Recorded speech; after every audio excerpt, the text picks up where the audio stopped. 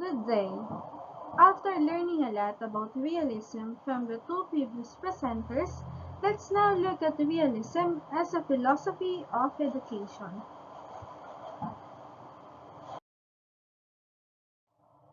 Let's start with the aims of education. There is a distinction between secular realism and religious realism. Here, secular realism promotes a study of science and scientific method. Scientific inquiry can lead to the most profound philosophical question: how? Let's look at the moon and how science analyzes its structure, shape, size, but then this question also follows: how? How did it all begin? What started the moon? What is the origin of everything? The concept on science is that secular realists also believe that for people to survive, they must know about the world. It connects with Spencer's place on self-preservation as a fundamental aim of education.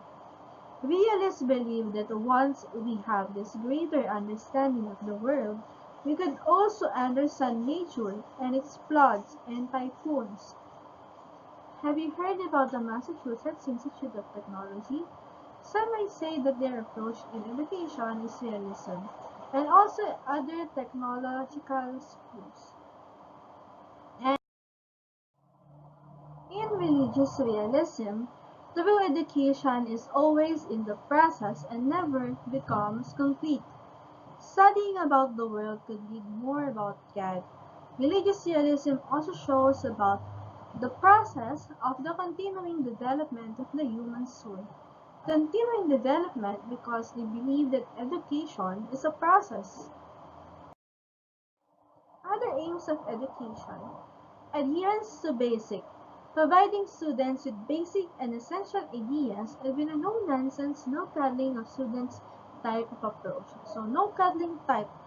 There is this argument by the realists that the way some approaches in education limited the development of superior students, the intellectually gifted ones.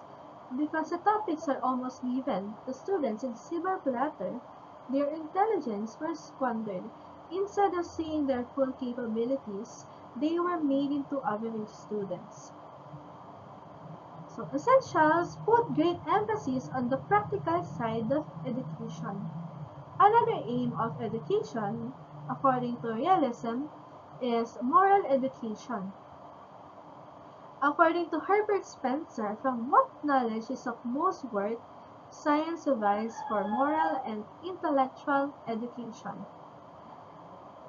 John Locke also said something about moral education. Good character is superior to intellectual training. And according to Johann F. Herbert, moral education is founded on knowledge. Now let's look at the methods of education. So the first one is for secular realism. Schools should teach fundamental facts about the universe. Critical reason aided by observation and experimentation. They also added that a good school program will present materials in interesting and enjoyable ways. The next one is for religious realism. The teacher should help the student know about the world to reach ultimate truths. So both of these, secular realism and religious realism, help students to know more about the world. If we think about it, the less we know, the more we are afraid of things. We suffered from ignorance of facts, from diseases and natural disasters, but we know better now. We must not take this knowledge for granted because the world is now more open and the facts are there for us to see. Then we also have contemporary realism. So they stress the importance of scientific research and developmental approaches to education. Also, the extensive use of IQ tests, standardized achievement tests, diagnostic tests, and competency tests. These aspects of realism were accepted, and we can see this in our school lives. Next, we have Rickover and Conan. They were scientists and they promoted education that leads to specialization. Combining efforts of many people with each one having a small component of knowledge leads to establishment of knowledge. So that's specialization. So they also said that the teacher should help the student know about the world to reach ultimate roots. So this is Rickover and this is Brian Conan. Okay, so other methods of education support formal ways of teaching, but they also argue that learning about facts and information should not be boring or painful. It can be enjoyable. Although there are criticisms that realism is rigid, learning ends into reviewing homeworks, answering homeworks, presenting materials, learning materials, and answering new homework again. We can also see this precision and order in realism by the ringing of bells, arranging lesson plans, and others. Then we have support competency, accountability, and performance-based test. So now let's look at the curriculum part. So they agreed that studies should be practical and useful. So we will have different philosophers and educators, but they agreed with this same thing. So we have first John Locke. He approved of such practical studies as reading, drawing, geography, astronomy, arithmetic, history, ethics, and law, with supplementary studies in dancing, fencing, and riding. Look at the subjects. Locke believed in the focus on the complete person and not just on the intellectual aspects. He also promoted studies in languages such as French and Latin, and he also included gardening and carpentry. Then we also have Jan Amos Comenius. So he was a theologian and an educator. He believes that if an individual is given proper kind of education, it is possible for that individual to obtain all knowledge. And how? For him, it's by training the senses. So we also stress the importance of studying nature with subjects as physics, optics, astronomy, geography, and mechanics. Then we also have the following. So Jean-Jacques Rousseau, Johann Pestalozzi, and Friedrich Froebel on developing the senses in education.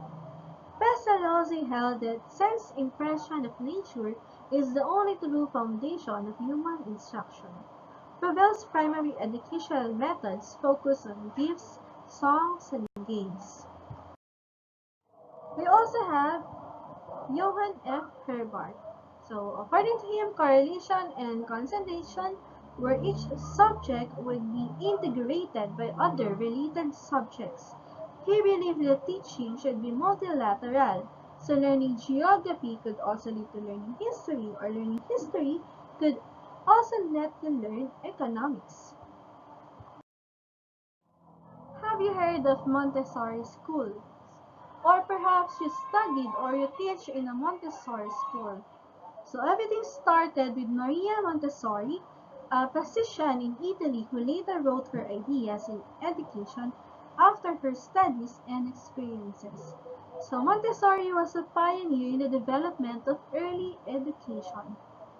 Montessori method of teaching is a structured and orderly environment where children could work with self-correcting materials.